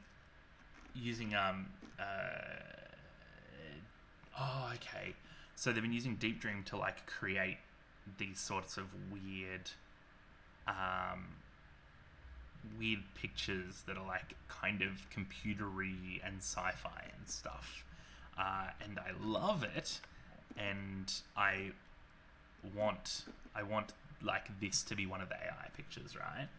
I want this to be one of the prompts. So I'm gonna learn how to do Deep Dream stuff as my AI prompts. And that also gives me artwork without having to buy it, which is helpful for little games like this.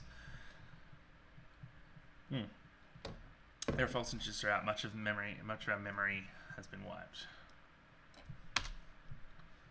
We have no senses throughout the station. Seeing without seeing, we look for anyone alive and need a clue as to what happened here. And then we need to trigger the star, right? We need to be like, out our window, a brown dwarf, did we say it was? K-type star. Brown dwarf, or a planet. Ooh, rad. Out our window, no, not out our window, it's our external sensors recognize the star around which we orbit. AD Pictoris. Brown dwarf. K-type? K-type star? K-type star. K-type. How far is it from Earth? Anyone want to tell me how far it is from Earth? Distance. That's from its central thing.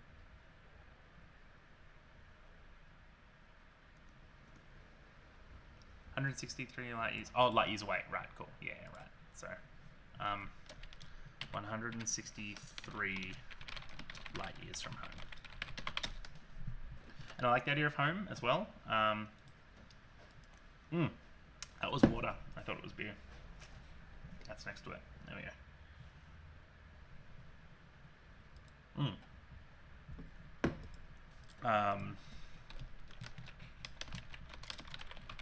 Closer than it should be.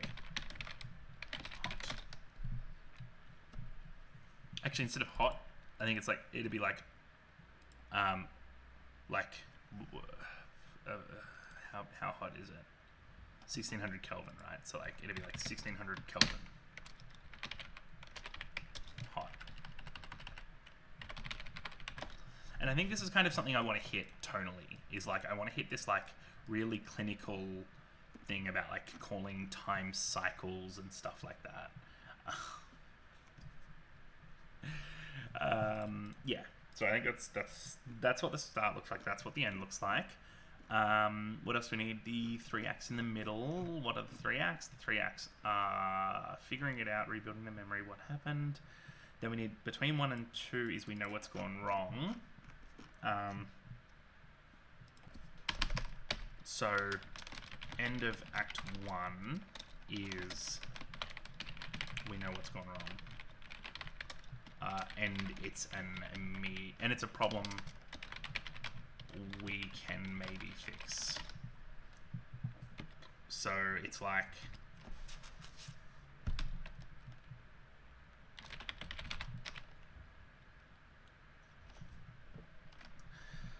tell me about that, Ray, about writing the briefings for Eclipse Phase. What, like, how did this... have you got any advice for me how to make this easier? Because this is kind of shit at the moment. It's also, like, this is something that is good for people to see, but it's also thoroughly uninteresting from a stream perspective.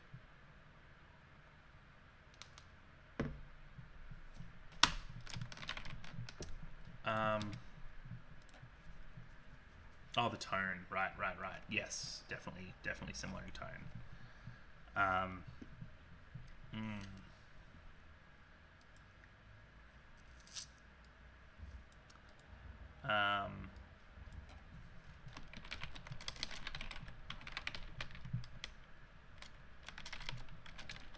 A new alarm sounds.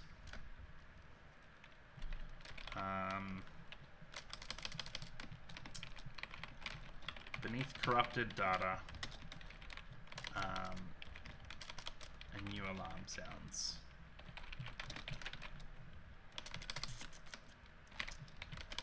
It is obvious now what has caused the mission to fail.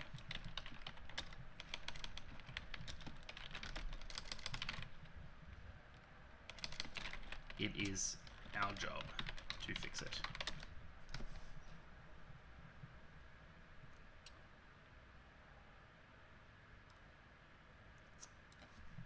We are programmed to fix it. To fix this. We were built to fix this, maybe? I don't know. End of Act 2. End of Act 2 is inevitability. So it's like,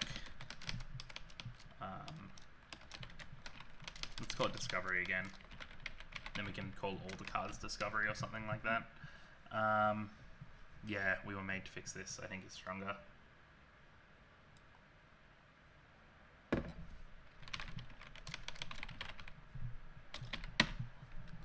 The only thing I don't want to do with this is imply too much that it has to be something that's whatever, that's like part of the core AI function. Yeah. So, oh, that's a thing that's going to come up. Where's my prompt ideas thing? Prompt ideas, red line. Discovering our purpose. What were we built for?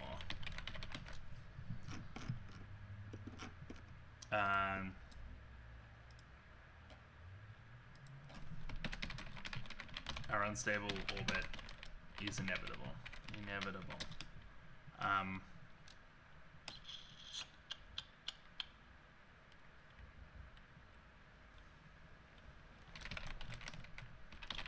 The station is dying, and us along with it. Our unstable orbit is inevitable. Station is dying, and us along with it. The only thing that can stand between our station and the heat of AB Victoris is time. That needs to be a more active prompt.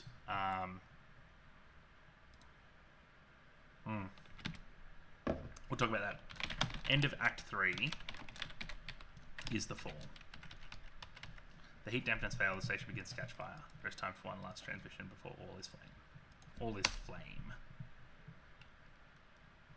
Before we and AB Victorious are one.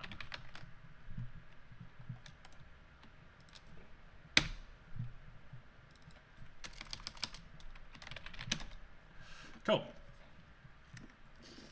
So I think that's the axe. That's functional, if nothing else. This will definitely work once we get into a, into a prompty thing.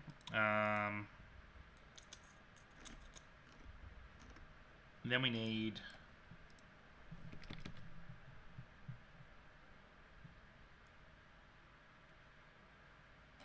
got start of Act 1, end of Act 1, end of Act 2, end of Act 3. Now we need 2 prompts per act. So prompts per act. I think I've got some ideas for Act 2. No, for Act... Yeah, alright, so Act 1 is the themes are figuring out who we are and what happened. Act 2 is trying to fix it.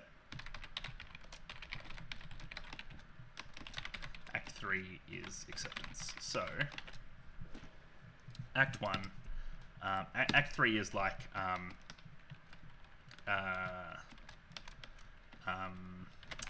deep in our core files lays a readme.txt from our programmer. Leaves a message for the one who is curious enough to find it. Act 1, figuring out who we are and what happened. I think we want like an artificial barrier blocks off a portion of our processor, of our drives. Blocks off a portion of our drives. Someone doesn't want us getting into that section.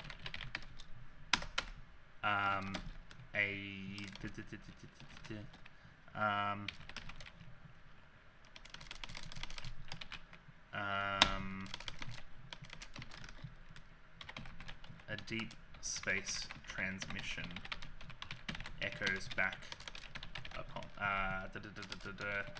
reaches the station.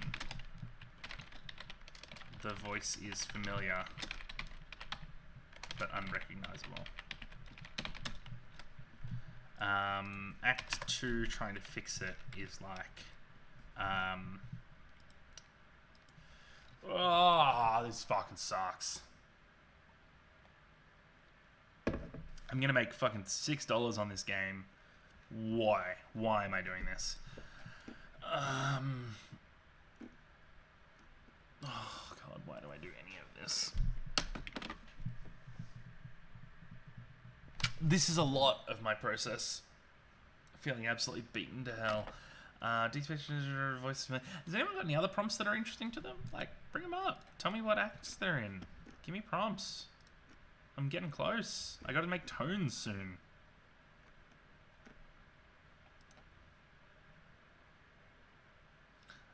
It definitely want like a conspiracy vibe, right? Like, definitely, that feels right to me. Actually, sabotage. Sabotage. Not all of this was...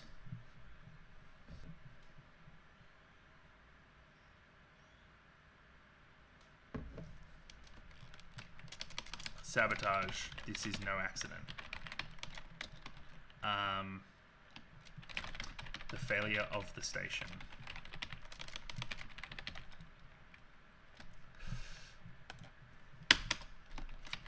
An obligation.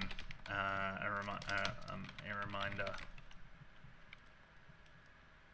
Ooh, that's good. We've been through a crisis for what happened, how do we fix it? That's good. Signs of previous crisis. Yes, what features they have, that's really good as well. Signs of previous crisis. Signs of previous crisis. Work has been done.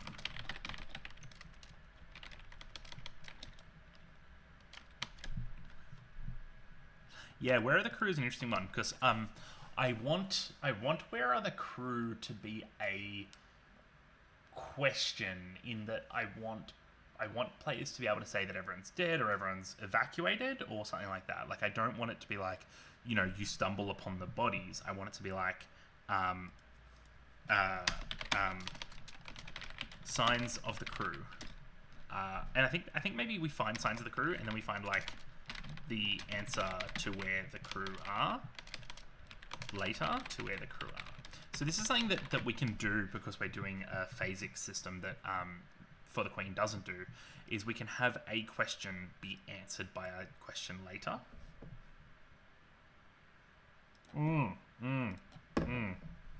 The fight's a good one too. So I want this to be like about what the station's about. A room built with specific purpose. At the center of our station. Room built with specific purpose at the center of our station. This is where... This is what this is all for.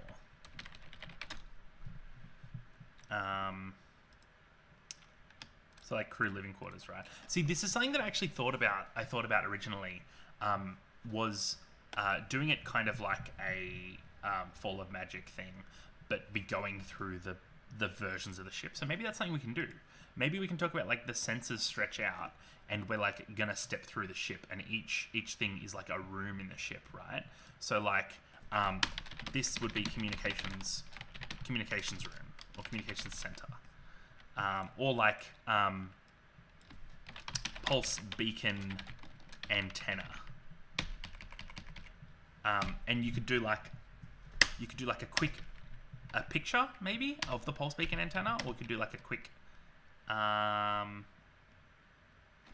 that's good, Ray. So this room built with specific purpose would be like the central hub, right? A room built, and then this would be crew quarters.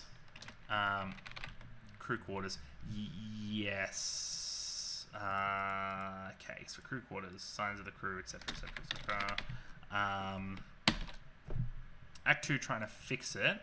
So this would just be called scene of the crime. Signs of previous crisis. This would be called the hull,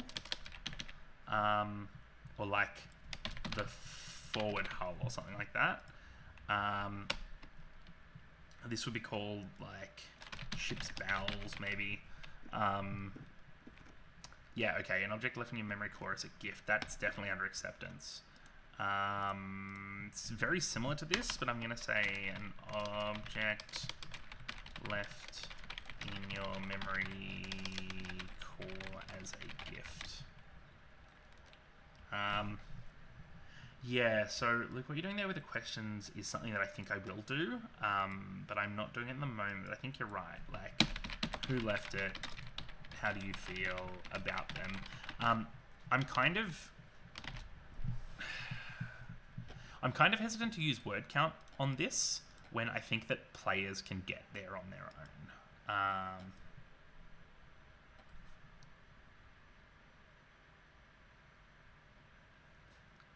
Oh.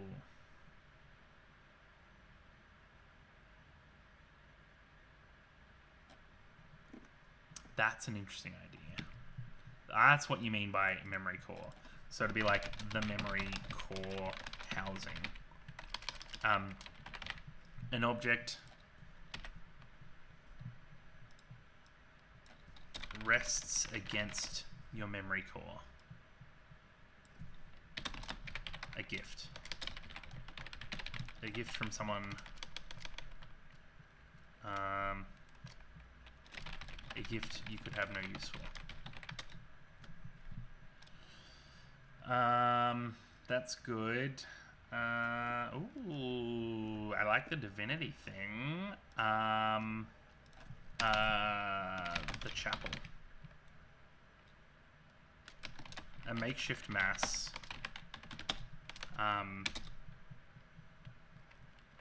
With iconography of their lords.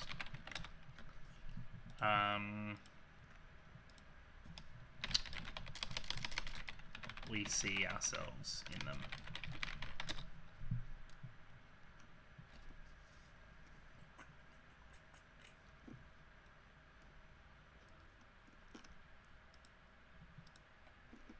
I like this. I like it being different rooms of the ship. That's making like different rooms and parts of the ship and stuff like that. It's making it feel like we're stretching those senses over the thing, and it's also allowing it to be a little bit more like it's a constraint for me, right? Like it's an interesting constraint for me. Okay, so tones. So tones in Act 1 are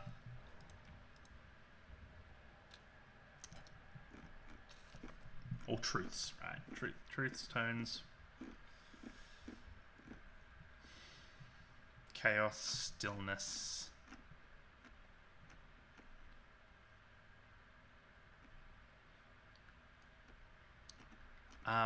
Yeah, I like chapels and stuff, right, on like space stations. I like the idea that that being out in space like makes people feel closer to God. I think there's like something to that anyway. Tones. So we've got like chaos, absence, stillness, loss. Let's just steal ideas from here. Weight.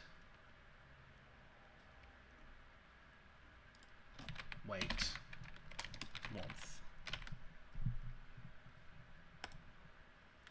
And then Act 2, your two tones are like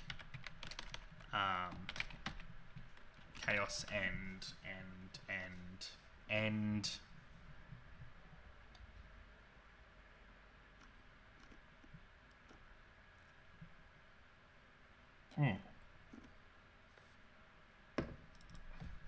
So Act 2 should be chaos, fire, no, chaos, brightness, and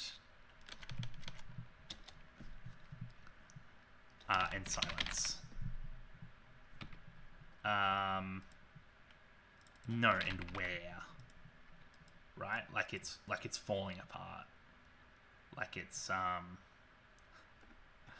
Act 3 acceptance is like silence and brightness. Silence and flare, maybe. And then the final, it is terminal.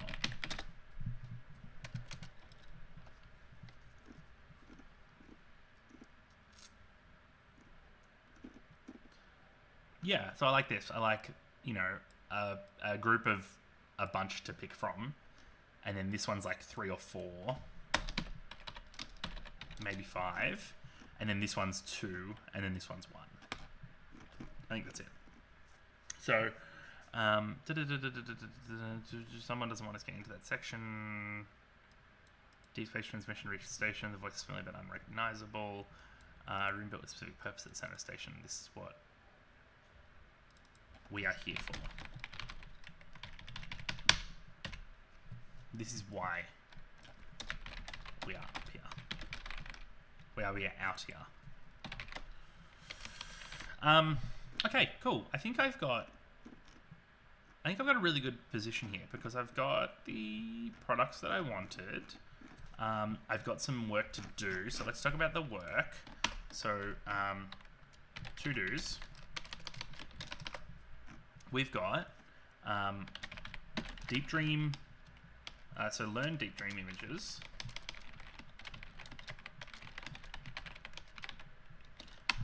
We've got to decide, do we want questions or just statements?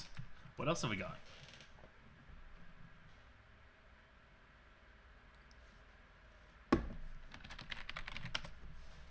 Playtest. 1, 3, and 7 players, I think I would like to have this work for. What's 4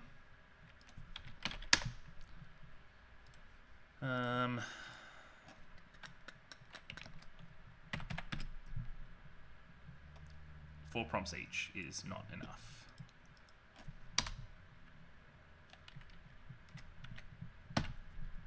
This would probably struggle with 7 players with that sort of thing.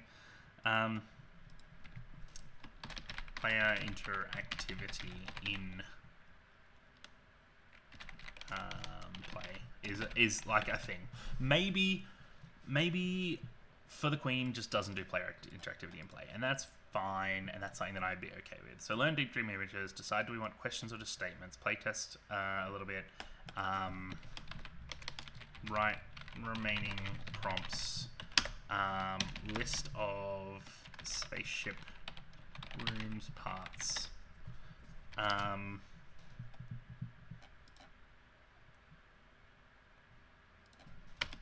continue to think of tones.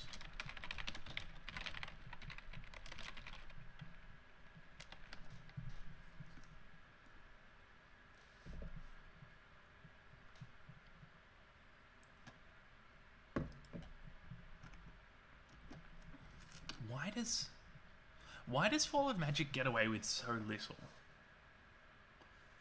Why does Fall of Magic get away with so little, and For the Queen needs so much? And like, it's only 20 words, but why does it need so much? Why does it need to say there is a false rumor about you and the Queen back at the court? What is it? How did it start? When Fall of Magic just gets to say how we find our way. I wonder why. I think it's got something to do with this. I think it's got something to do with like the fact that it is so geographically centralized and stuff. And so hopefully by putting a geography and a temporal limit on these things, this will work. This will work without having as many questions as For the Queen has, and writing the prompts more like Fall of Magic. Well, these are our things. How long do you reckon it'll take us to get this together? Actually, I also need to learn how to make cards in Affinity. Sasha. You know who else would love this? What was their name? Man at Big Bad Con. That's fine. Learn how to make cards in Affinity. That's easy. Well, I think we've got a solution. I think we've got a place to be. So we've got learn how to do deep dream, decide if we want questions or just statements, write remaining prompts, the spaceship rooms and parts, tones, truths, and then playtest.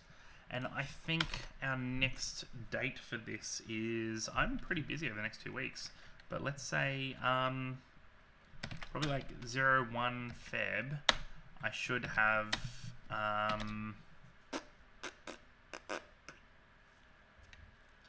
something together. I should have a playable version. Playable version by then. Easy. That's doable. If anyone wants to playtest this with me, get in touch and we'll talk about it. And we'll do some fun sci-fi bullshit about a spaceship that falls into a star. And it will be fun.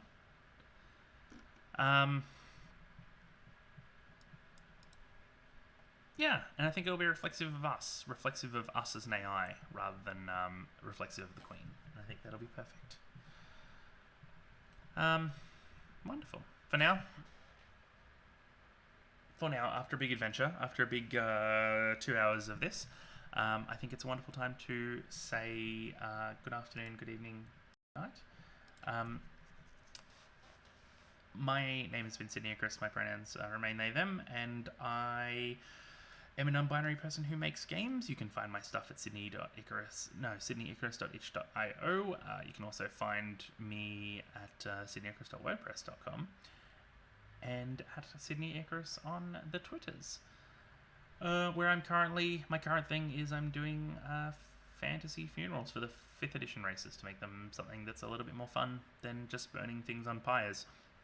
And I'm really enjoying that. I have to do gnomes next, I think, and I don't really know gnomes, so that's going to be a very exciting time. I have another pilot coming out shortly of a project called To Deconstruct, which is about long-form RPG analysis. If you want to get in touch with me, I might be able to send you a link to that, depending. And in addition, what else we got?